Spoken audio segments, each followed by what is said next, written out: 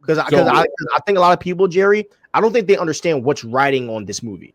So much is riding on this movie, and it means much more to us as fans than Warner Brothers' health as a company. And that's what I don't think people really understand. You have to understand. So I think that Slav is, how do I say this? I think I agree with Slav on a lot of things. But I do think he is like, this movie means a lot to him. I think Superman's like his favorite, and he's really into it. And I respect that. And I think that Josh made some good points from Den of Nerds. But what I think is that, number one, I think, and apparently this wasn't obvious to everyone, but we've said it before, Warner Brothers is not in a healthy position financially. And for Warner Brothers, Zaslav has really made a huge bet on DC Studios. And James Gunn has bet DC Studios on Superman, pretty much, because he directed it himself. It's the first big deal project that we're going to get from DC Studios and the DCU. And if this movie isn't a box office banger, they are going to look at the DCU and DC Studios differently. First of all, I think the DCU could be dead on arrival, depending on if this movie does poorly, the DCU could potentially be dead on arrival. The middle range of that spectrum is they scale back the budgets for upcoming DC projects. Best case scenario, the movie is a banger. And if the movie is a banger in the way it needs to be, people are going to be talking about this. The result needs to be people talking about this movie as if it changed superhero movies forever. And that's the kind of effect I think it really needs to have. The other thing that I don't think people realize, and this is what I meant when I said before, what it means for us as like comic book movie fans, forget everything about Warner Brothers. If this movie doesn't succeed, a lot of Hollywood will forever think that DC just isn't cut out for Hollywood. And DC isn't an IP that works in movies. People will say that. I remember I worked at a footwear company and they were trying to make men's sneakers, and it's like a very popular female shoe brand. And, people just had that mentality, oh, they can't do men's stuff here. This is a women's, this isn't, we're not Nike, and I just feel like if DC if Superman isn't a success, they're going to say, we tried DC movies. We did Zack Snyder. We did James Gunn. We did Christopher Nolan. We did all these things over 20, 30 years. We did Tim Burton. We did Christopher Reeve. We've never really had, they're going to be like, DC work with standalone trilogies, and that will probably be something that, they'll be able to make a case where you could get a, visionary director to make a trilogy or, a movie and a sequel. Not that I think all those creators are visionaries, but you get what I'm saying. They, hire a visionary like Christopher Nolan, make a Batman trilogy, and we'll leave it to the top characters. But if this movie fails, people in Hollywood will be able to say, we tried so many different things to make DC a successful IP in the cinemas, and it never works. And that's because DC just isn't cut out to be a cinematic IP. And that is the worst case scenario. And I don't think people understand that. So I want to hype this movie up. I really do, because I understand how much is riding on the success of this movie. But I'm never going to be full of crap either. Like, I'm going to call it how I see it, and that's what I find so funny when people get like so offended about like things I say about movies. And it's like, I'm just the guy calling it how I see it, and I don't know. I could never hate someone for that. When it comes to movies, but whatever, intellectual inferior is going to be intellectual inferiors. So yeah. But like, does that make sense to you guys? Do you understand that could potentially be the bleak future of DC if the DCU doesn't work out? And I'm not saying Superman, but Superman happens to be the first big project of the DCU. So if this doesn't work, you think they're going to be like, oh, let's spend more on the, Batman Brave and the Bold, or, Lanterns, and Lanterns they're already making now. But you get what I'm saying. If this movie flops, then they're going to, at the very least, scale back on budgets, and at the worst, hang it up. And WB can have other problems. WB had a problem. They're having this problem with Village Roadshow. If Village Roadshow is filing for bankruptcy, that's a big studio. Things are happening, and it's a different time. You also have to understand that, movie theaters as a whole are doing 30% worse than they were before the pandemic. So they've never really recovered. Yeah. The movies, and this is coming from someone who goes to the movies almost every week. Uh-huh. It's so bad that I say this year I've been to movies so much, but it's been to rewatch old movies. So me and Emily saw all the Twilight films. They had all the Harry Potter films back, so I went there. I'm seeing Novocaine though this week, which I'm pretty hyped for. Let me know what you think. Yeah, my friend, what he said is really good. So I really hope it's good. But the one thing about James Gunn, and he's kind of in a bad place, because when Feige started the MCU, he didn't really have an expectation, because no one really knew what to expect. Yeah. And the thing with James Gunn is that when you are starting a universe and your predecessor is literally the greatest cinematic universe ever created, where the first 10 years of their franchise was just darn near gold, obviously some changed the armor, but I mean, it was a monster, it's hard. The standard is very high, and reality is that some of the decisions that have been made are not the best decisions. And the reality about fans is that they're going to compare everything to the MCU, because you have a thing called the DCU. And so I do think that some of the mistakes that have been made that we've covered so much has really hurt, James Gunn and Superman. There also is a bias, which we're going to talk about in a bit, because we got someone that we have to call out a lame, by the way. But I do think that with Superman fans, or with comic book movie fans in general, there has to be one point that we all need to have, is this: we need Superman to be successful. And as much as I critique movies, right? Even though prime example, right? I hated Madam Web. I still went to go see it, I hated Venom. And Jerry, I hate Venom so much. I can't stand it. I still went to go see it. You know what I mean? And as comic book Venom as a character. Yes. And as comic book movie fans, I think that's the question that we all have to answer in ourselves, because a part of me feels like a lot of people love Henry Cavill, not Superman. A part of me feels like a lot of people love Zack Snyder, not Superman. To me, it feels like a lot of people use their hate for James Gunn and to hate on Superman. So that's kind of what's been, really rubbing me the wrong way. But yeah, Superman is the most important movie of the year for WB.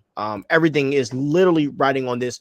Now, if this movie did flop, I still think I think the Lantern show is still coming out and all of that stuff. But I think there will be a massive change of direction, which means that Pattinson Batman might do 6 movies or something. I don't know.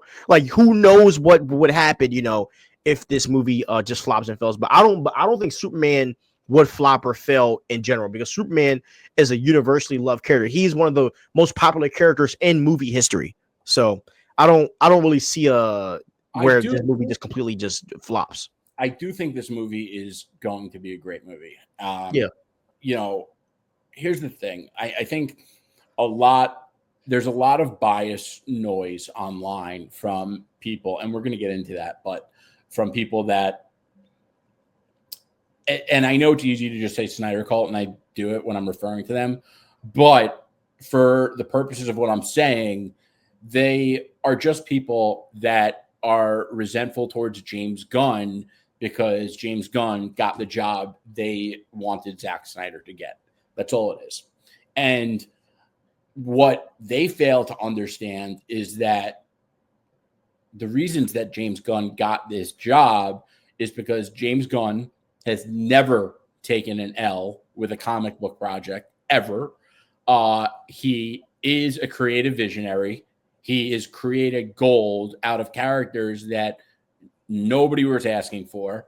And he is also a diehard comics fan. You know, he reads the comics, he knows the characters and the lore, and he's been a comics fan his entire life. So all of those things make him probably the best fit for the job. Definitely better than Zack Snyder. So I believe James Gunn is going to deliver with Superman.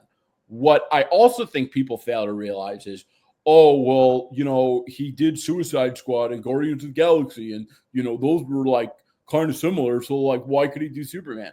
Bro, you think James Gunn doesn't understand that Superman isn't like Guardians of the Galaxy or Suicide Squad? Like, if you really believe that, you are an intellectual inferior. Okay. Obviously. Come on. I can't even believe we need to spell that out. And you know, the other thing is the trailer, which I have some issues with. I've been vocal about that. But what you can't deny is the result that trailer had. The amount of hype it sparked for this movie was insane, which also tells me that people want to love this movie.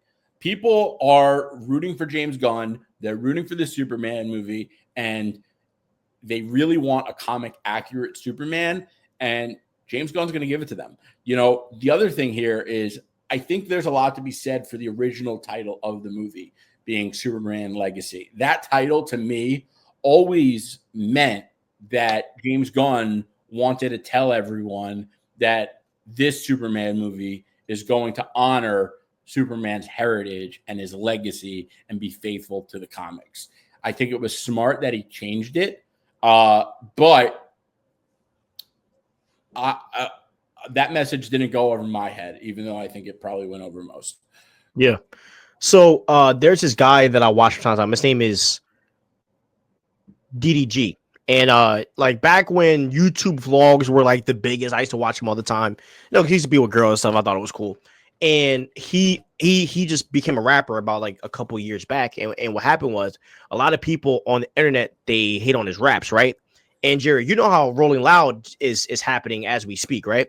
So DDG performed at Rolling Loud, and the concert was popping, bro. It was lit. I mean, he had the crowd bumping. And the one thing that he said is, he said, what Rolling Loud taught me was internet hate and real life hate is two different things. And he was like, even though there are people that hate on my music on the internet, there's a whole different side of fandom that's real life fans that will show up for me no matter how bad the internet trashes my, you know, music. And I think that for Superman, I think that is a similar thing as well. I think that there are people that will show up just because it says Superman. You know what I mean? Like, I think there are going to be people that are going to like it just because it says Superman. And, you know, and so then when they walk into the movie and see what James Gunn does with Superman and, you know, all of these things, I think fans are really going to fall in love with the character. And my hope is that we walk out of, you know, this movie saying the trailers didn't do justice for how good this film actually is. You know, and I was even watching, so Quentin, what's his name? Quentin Tarantino. Tino? Yes.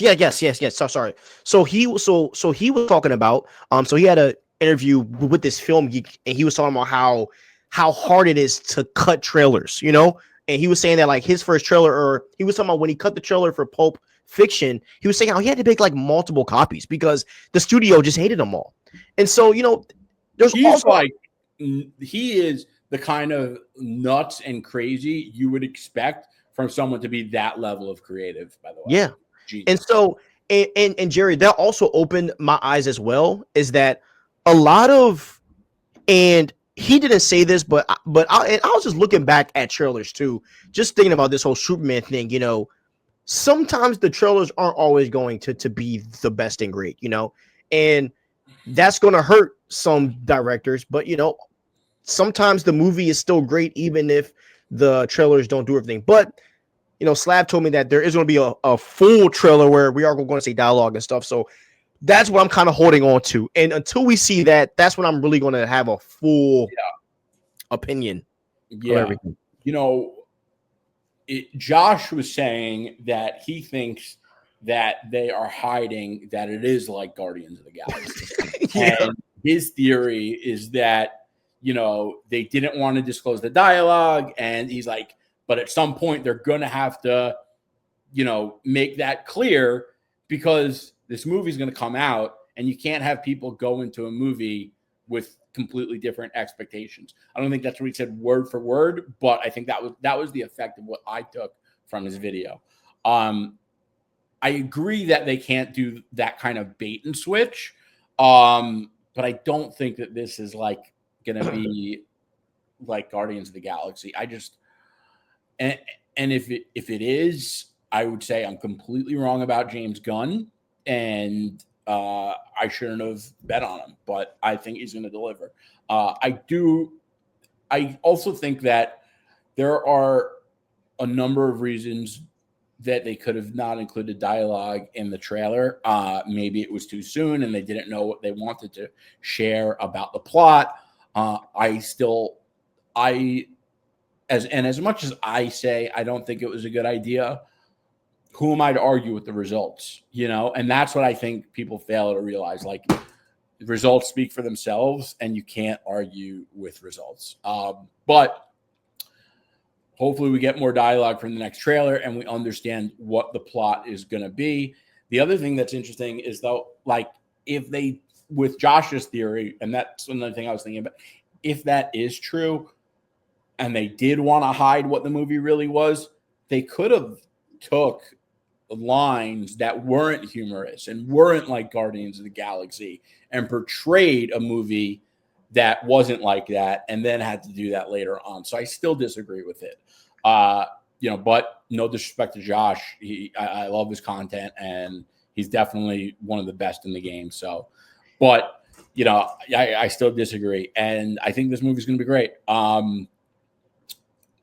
Do you know what? And something funny that Josh also said in that same podcast was, he said, and the funny thing about it is, if Superman is like Guardians, it could possibly be even more successful. And he's not wrong. And I don't think he's wrong in saying that. Like, a lot of people think, like, bro, Guardians is loved, and if it is like Guardians, I don't see that hurting the film at all. I really don't. I do think that there's something to be said for comedy superhero movies these days, because as much as I don't like all of it, there's a reason that Marvel keeps doing it. They obviously are happy with the results when they do it, but I do think that it's going to be like an optimistic beacon of hope. I hate the phrase beacon of hope. I hate it. I was arguing with a while ago with Matt about it, and we're going to get into, Suicide Squad, but, and he was like, but he's the beacon of hope. Like, bro, who cares? If that's what you need to hear about a superhero to be like, he's cool, that doesn't make someone cool to me. And I remember I said that in an argument online to someone else on like Threads, and he's like, he's not supposed to be cool. Bro, you're telling me Superman's not supposed to be cool? An alien that flies and shoots lasers from his eyes wasn't supposed to be cool? Are you kidding me? And I like Superman. Don't get me wrong. I just hate that phrase, beacon of hope. It makes him sound corny. and it makes him sound corny. And I hate the other decision that I really hate. I hate underwear over pants more than anything. But when I found out that the reason they chose to do it was because David Corenswet said he didn't want kids to be afraid of him. Oh, great. We don't want kids to be afraid of him. So let's make him look like a clown. That's stupid.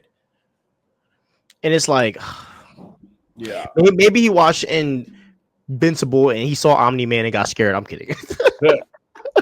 I think I won you over to the no underwear over pants team. Yeah. It has to be done the right way, man. And if not, I don't like if you do it, it's gotta like, it can't look like an extra article of clothing over it, if that makes sense. Like it has to be a part of the suit. It has to be the same texture, the same, etc. You know, like it literally looks like bro put drawers over his costume. Yeah. You know what I mean?